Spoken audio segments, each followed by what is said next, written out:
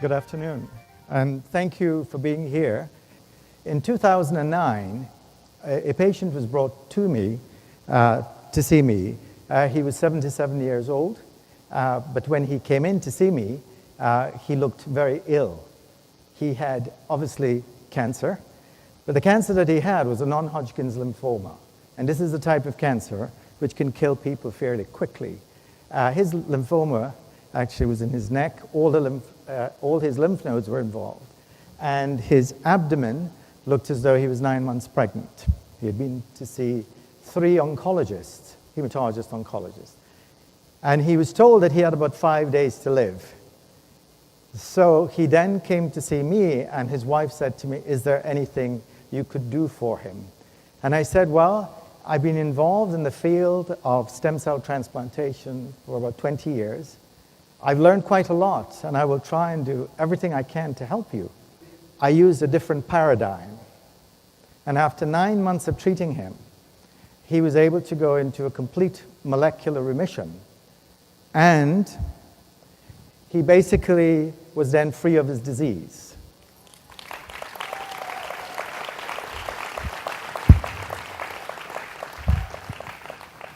This is in 2014. This is 5 years later. He comes back to visit me.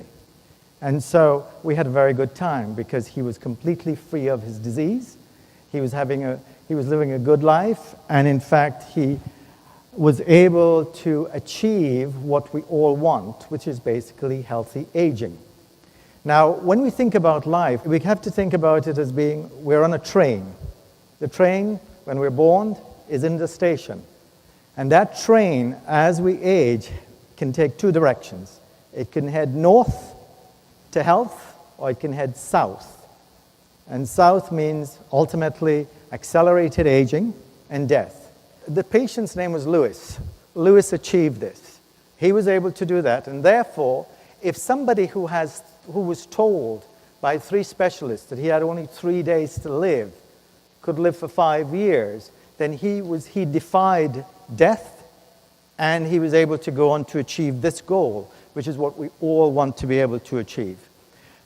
The reality of it is that the people who are on the train heading south have a lot of chronic diseases. They're developing it early. They're not aware that it's occurring, and they're using lots of different treatments to be able to see whether they can get back onto the train that's heading north, the train of health.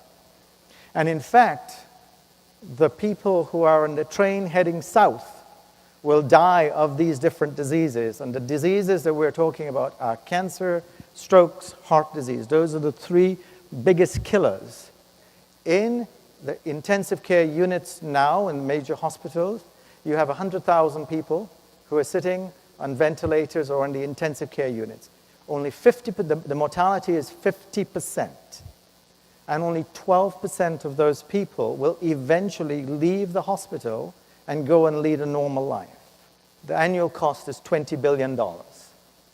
And so we are spending that type of money to do this. And the train has gone, essentially, because that's the cost of how we're spending our healthcare dollars currently. We spend $1 trillion in healthcare, and it's estimated that each person will have to have $250,000 just for the co-pays and deductibles after we reach age 65. And in the presidential candidates, most of the people have been saying, well, we're going to spend money, but nobody says, where is the money coming from? So before we can solve the problem of aging, and what we're talking about here is healthy aging, we need to understand the cause. This is not new information. This article was published in Time magazine in 2004. Inflammation, and I think most people understand that inflammation is the secret killer. It's what's going on internally. It's when the immune system is not working well, the inflammation stays high. And when the inflammation stays high, it becomes chronic. And as it becomes chronic, it starts causing diseases. When we age, at a certain time point, our T cells begin to decrease. And that's because the stem cells producing them are decreasing. And that process is called T cell immune senescence. Infections, frailty, chronic inflammatory disorders, cancers, autoimmune diseases, really all the diseases that are eventually going to kill us. So again, what I've tried to do is I've tried to model what we do for our patients based upon the experience of what works. And this slide talks about this lady who lived to be 115, who donated her body to science. And the researchers who actually had done the work basically concluded to the New Scientist reporter was that the most important thing that they felt that they had learned from the experiments that they had done after she had donated her body to science and she'd passed away was that the numbers of stem cells in her bone marrow was critical. And when these stem cells had failed, she died. And so what they recommended that what everyone could do to improve their longevity and their chances of long-term health is to collect their stem cells when they're young and healthy and store it. And the next slide basically is a representation showing that when we are born, we have about 20,000 pluripotent stem cells. So potentially, since some stem cells renew, we could potentially live to be 20,000 years old if you extrapolate from the lady and then moving forward. But unfortunately, inflammation. And as we age, inflammation actually knocks out the stem cells or it decreases their function. So our numbers of stem cells don't necessarily decrease as we age. What decreases is the function. And the most important function is that it produces the cells of the immune system. And so another aspect of this is you might say to me, okay, well, how do we know that if we maintain our immune system that we are going to live to be 100 and healthy? Well, the evidence is there. The people who are on the train heading north, they have what's called a no immune risk profile.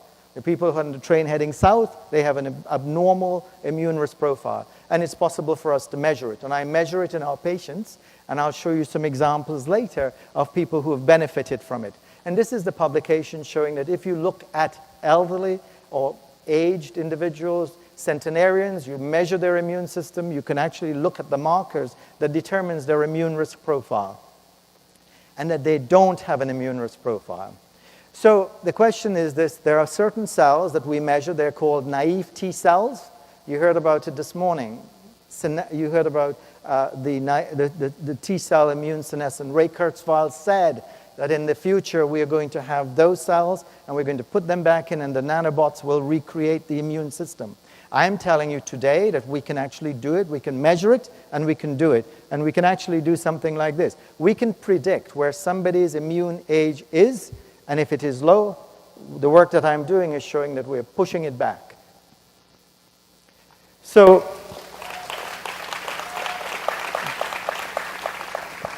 where we are now is that if we have inflammation the same as that of a young person, a 20-year-old, and we have our immune system the same as a 20-year-old, we will achieve longevity, and we will achieve successful aging. The approach we're taking is that basically if you understand what happens to stem cells as we age, so stem cells don't die as we age, they lose their function because stem cells self-renew. We want to be able to get those stem cells to function better because when they function, they differentiate, and as they differentiate, they repair and they regenerate tissues. So if we alter the environment of the stem cells and we put factors in, then what we're going to do is to be able to regenerate those stem cells. So if you look at stem cells that are aging, and this slide shows it, as we age, the factors that allows the stem cells to regenerate decrease. When the stem cells are working well, they leave the bone marrow and they circulate throughout the blood, looking for areas of where there is inflammation, correcting the inflammation and regenerating the tissues. And the protocols that I've used in the patients you saw, that's basically what I was doing. I was improving the function of the cells so that they could go out and improve the immune system and reduce the inflammation. To be able to move treatments forward, you have to develop a model. And the model that I've developed is basically saying, okay, we made these we have new ideas and new inventions, and so the usual process is you file a patent. So I filed a patent. And so we now have the patent pending process, and this is the information about it. The next part of it is you develop a protocol. And you put the protocol together, defining specifically what you want to look for. Now, aging in itself is not itself a target. We have to look at the factors of aging. And so what I've done is I've developed scientific collaborations with experts in the field who have validated markers of aging, like the frailty index. Every one of us, each year as we age, our frailty index increases by 4.6%. It doesn't matter what age we are, it increases by that amount. The second thing we want to look at are the markers of the immune system, because I showed you before that as we age, there are people who don't have an immune risk profile. So if we could take people who do have it and change that to individuals who have a no immune risk profile, we'll know that our treatment is working. The other group that we've teamed up with is Dr. Horvath at UCLA, who has a biological aging clock, who's been able to show using epigenetic markers on the genes of the DNA that he can actually correlate with a correlation of 0.96% aging and chronological age. So if we can show that people are aging faster and we can reverse that, now we're able to show that our treatment is working. The usual process is you write the protocol, you submit it to the FDA, and we're in that process. Then you get IRB approval, and then you can start enrolling patients. There's a whole process that's involved, and that's what's called a pre-IND, IND, etc. And we're in the process of developing that now. So why do we want to do this in such a structured way? Because the problem is huge. We have 2 billion people over the age of 65, and that will be the number by 2050. And we know that resources are very scarce. So we have to be able to come up with ways to be able to solve this problem, and it's not an expensive treatment that many people, millions of people, will be able to take advantage of. This is my last slide, and I'm coming right to the end. But I want us to revert back to the beginning slide that I showed you. And the question, I never answered what I did to Louis Masucci to help him. And what I did was basically, on this slide, you see blue and you see red. The red refers to his cancer. And the blue refers to his immune system. That's called immune surveillance. As our immune system weakens, our immune surveillance decreases. It increases our risks of cancer. And for the majority of people walking around who have got cancer, their immune system is in the very, very light blue. That is, they don't have an immune system. What I was able to do was to reinstate his immune surveillance and repaired his immune system. And that's why not only did the disease go away, but he remains disease-free now. So my final call to action is basically who should do something about this? Everyone sitting in this room, because you're all here to hear what we can do and what we should do and where we're going. So you've been a very attentive audience, and thank you.